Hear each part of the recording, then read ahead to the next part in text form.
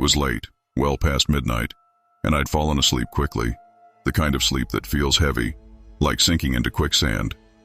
But suddenly, I was awake. Or at least, I thought I was. My eyes opened, and the room looked just as it always did, dimly lit by the soft glow of my alarm clock, the faint hum of the fan filling the air. But something wasn't right. I couldn't move. My arms, my legs, my head, everything was frozen. Panic gripped me as I struggled to twitch even a finger, but nothing worked. I was completely paralyzed, stuck in my own body. Then, I felt it. It wasn't a sound or a touch, but a presence. Heavy, suffocating, pressing down on the room. My eyes darted to the corner, and that's when I saw her. She was there, just standing in the shadows, barely visible but unmistakably there. A woman, or something shaped like a woman, hunched, with her head slightly tilted, her arms dangling unnaturally by her sides. She didn't move at first. She just stood there, watching me, her shadowy figure blending into the corner as if she were part of it. My chest felt tight, like a weight was pressing down on me, and the air in the room seemed colder. I wanted to close my eyes, to block her out, but I couldn't. Then she moved. It wasn't like a person should move.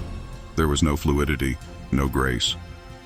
Her body jerked forward in sudden, unnatural movements, like a puppet on frayed strings.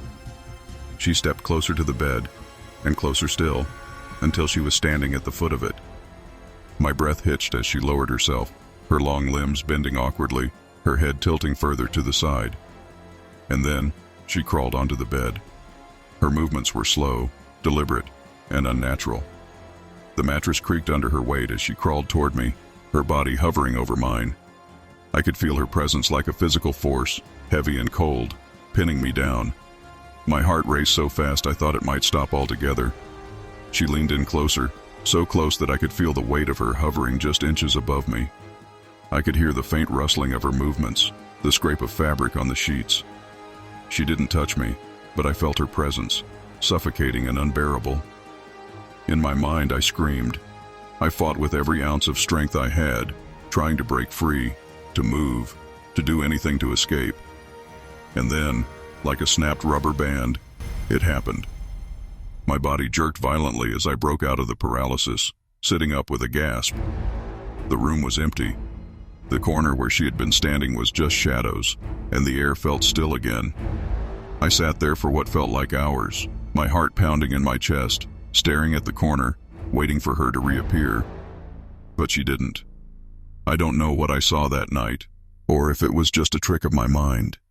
But even now, years later, I can't look at the shadows in my room without wondering if she's still there, waiting to crawl back into my dreams.